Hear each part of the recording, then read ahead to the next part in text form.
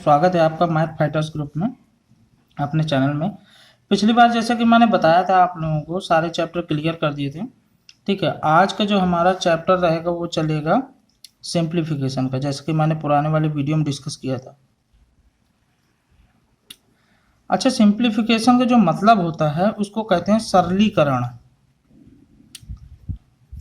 मतलब सॉल्वेशन। किसी भी चीज़ को हम लोग सॉल्व कर रहे हैं तो उसको मैं यहाँ पे आपको देखिए सॉल्वेशन तो सब लोग बताते होंगे, मोस्टली आप भी कर लोगे, लेकिन हम लोग क्या करना है, हम लोग कंपटीशन का एग्ज़ाम देना।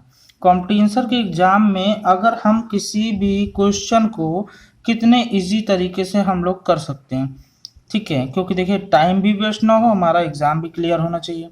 ठीक है, तो कुछ क्वेश्चन मैं बताऊँगा जो सिंप्लीफिकेशन में आते ही आते हैं, ठीक है ना। अब मैं देखिए पहला क्वेश्चन आपको, सपोज दैट मान लो कभी भी मल्टीप्लिकेशन आ जाता है, अगर मान लो 9 का मल्टीप्लिकेशन आपको बताऊंगा।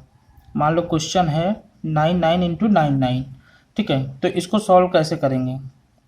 ठीक है, दूसरा क्वेश्चन ले लेते हैं, मान लो 9 इंटू 9, इसको कैसे सॉल्व करेंगे। ठीक है, मैं आपको बताऊंगा तरीका।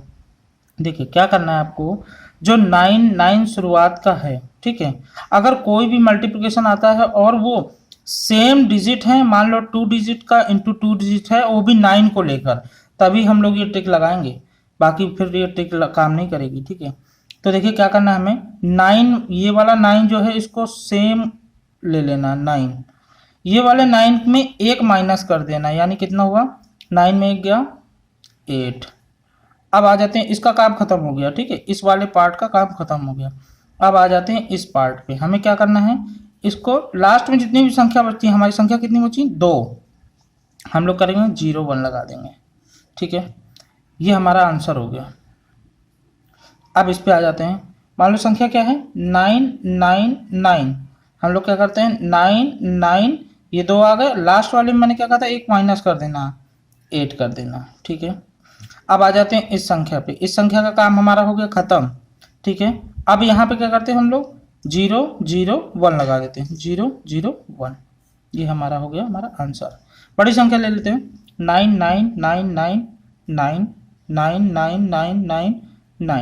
ठीक है, 5 डिजिट हो गए दोनों में।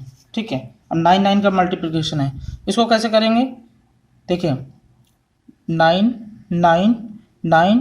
4 टाइम हो गया। अब बचा हमारा लास्ट ये 9 में एक माइनस करना है, हमारा कितना आया 8। अब यहाँ पे क्या करना है, 4 को 0 ले लेना है, 1 2 3 4, लास्ट में क्या आ जाएगा 1।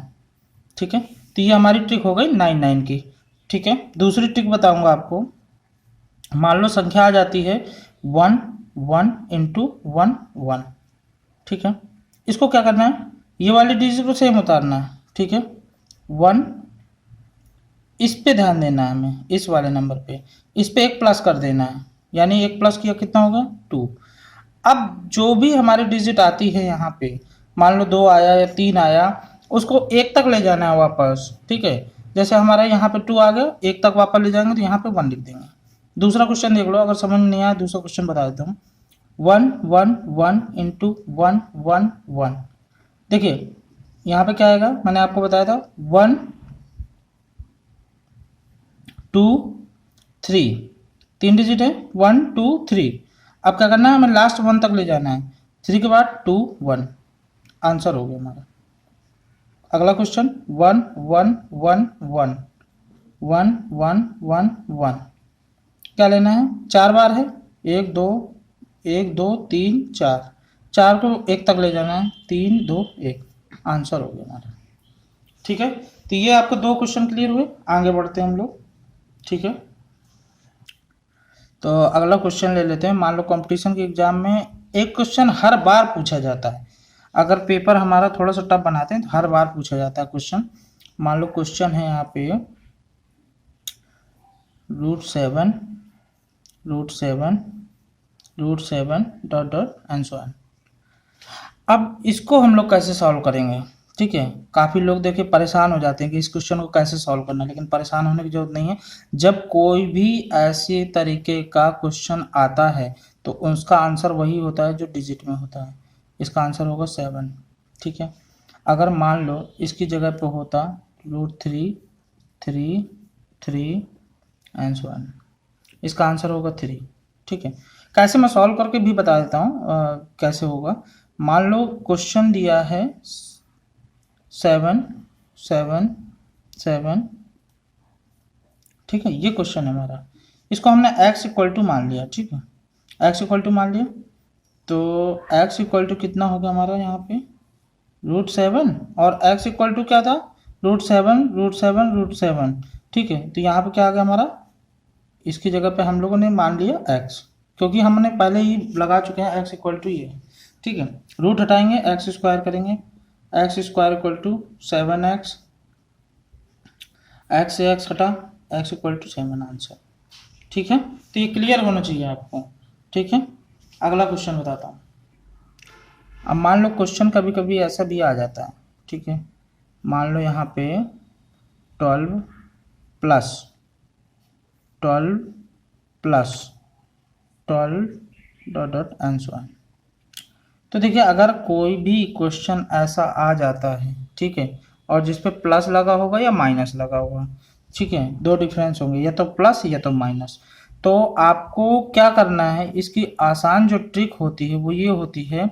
मान लो संख्या दी गई है हमारी 12, ठीक है, 12 के हमें ऐसे फैक्टर करना है कि डिफरेंस हमारा 1 आए। ठीक है, जैसे 12 के जो फैक्टर होंगे वो होंगे 4 और 3।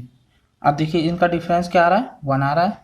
ठीक है, यानी कहीं ना कहीं ये मान के चलो कि 4 और 3 दो इसके फैक्टर हैं। अगर दो फैक्टर आते हैं और डिफरेंस 1 आता है तो आंसर हमेशा ही बड़ा वाला होगा, 4 आंसर होगा। ठीक है, याद रखिएगा। अगला क्वेश्चन बताता हूँ, इसी तरीके से क्वेश्चन बताता हूँ। मान लो क्वेश्चन है सपोज दैट 6 प्लस 6 प्लस 6, ठीक है, ये हमारा क्वेश्चन डॉट डॉट आंसर। ठीक है, मान लो ये क्वेश्चन है, तो 6 के ऐसे फैक्टर लेना है हमें कि उसके फैक्टर का डिफरेंस 1 आए, यानी 3 और 2 ऐसे फैक्टर हैं जिसका डिफरेंस 1 आएगा। ठीक है, यानी आंसर हमारा हमेशा बड़ा वाला होगा, याद रखिएगा, आंसर हमारा 3 है। ठीक है, अगला क्वेश्चन। अब मान लो क्वेश्चन आता है सपोज दैट क्वेश्चन हमारा हो गया √9 प्लस 9 प्लस 9, ये आ गया हमारा क्वेश्चन। ठीक है, तो मैंने क्या बताया था पिछले वाले सवाल में कि 9 के यानी कोई भी संख्या उसके ऐसे फैक्टर लेना है कि उनका डिफरेंस 1 आए। अब देखिए करके देखिए 9 के क्या ऐसे फैक्टर हो रहे हैं जिसका डिफरेंस 1 आए, नहीं होंगे।